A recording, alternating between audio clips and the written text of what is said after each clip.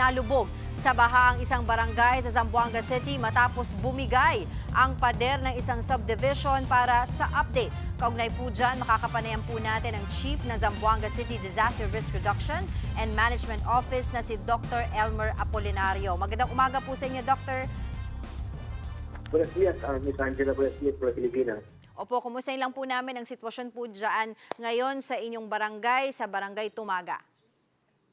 Yes, guys, lightening up, it's turned up.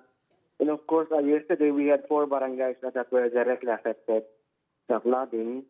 Yung pinaka-serious, ang namin concern dito, yung subdivision wall na nagbigay, yung fence, na it affected no less than 316 families in Barangay Tumaga. Makikiulit lang po, gaano po karami yung pamilyang apektado po ngayon at syempre, kumustahin na rin po namin yung kalagayan po nila. Yes, for Barangay Tumaga, we had more than 316 families, translating to 1,215 individuals. And in other barangays, sa Barangay Lusura naman, we had 33 families, 115 individuals. In Barangay Buanan, we had 16 families, translating to 52 individuals. And in Barangay Disoria, 1 family, 5 individuals. Sila po ba ay nanatili sa kanilang mga tahanan o sila po ay inyo pong ililikas sa mga evacuation center? Well, as of last night, as of 10 p.m., most of the evacuation centers have since closed. Yung nakauwi na sila sa kanilang mga bahay. The flooding has since subsided then. Our mayor, Mayor Kimer Adan Olaso, together with the social welfare officer, has been on the ground providing the necessary relief assistance. Pero Doc, ito po ba yung first time na binaha ng ganitong katindi ang inyong lugar? Meron na po ba kayo napaulat before na nangyari ito dahil lang po sa habagat?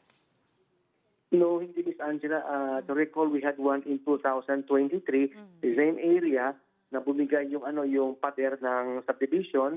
Kaya nga dalawang subdivision apektado dito, yung Pinindet and the Ayudahan Urban Poor Association. Base po sa inyong assessment, Doctor, sa pagbigay po nitong, bukod po sa pagbigay nitong pader, ano pa po yung ibang rason ng pagbaha po dyan sa inyong barangay? Well, in some areas, in the other barangay, the initial report given us was that hindi kaya yung carrying capacity ng drainage system natin, but that has to be validated further with our technical tools sa engineer's office and with other agencies. We have to determine yung carrying capacity ng mga drainage, and then if there is a need to revisit the specification of the project, we will be doing that together with our city engineer.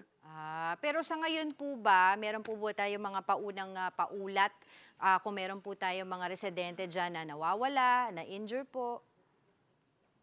Thank God, wala naman po to that extent, no? All were properly attended. In fact, when we received the request for assistance from the National Call Center 911 to our 911 local call center, immediately the teams, search and rescue teams, were dispatched together with the City Police Bureau of Fire, the Joint Task Force Zamboanga, and everybody pulled the resources to see to it that the residents were evacuated from harm's way. Meron pa po ba kayong mga ibang barangay pa po dyan na binaha? At of course, syempre, tanong din po natin, paano po yung paghahanda po ninyo dito po sa maaaring pagtaas ng kaso ng leptospirosis dyan po sa inyong lugar dahil po sa mga pagbaha? Well, yesterday, our city office personnel were providing the necessary doxycycline medicines to the residents who had to wait through the water, even to the responders who had to be activated for the duration of the rescue mission.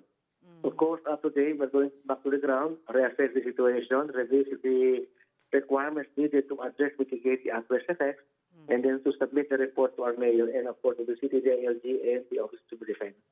Alright, patuloy po kami makikipag-ugnayan sa inyo regarding po this issue. Maraming salamat po sa inyong oras. Mag-iingat po kayo, Dr. Elmer Apolinario, Chief ng Zamboanga City DRRMO. Mga kapatid, Angela Lagunsad Castro po para sa komprehensibo at makabuluhang balitaan at talakayan. Mag-follow at subscribe na sa social media pages ng News 5.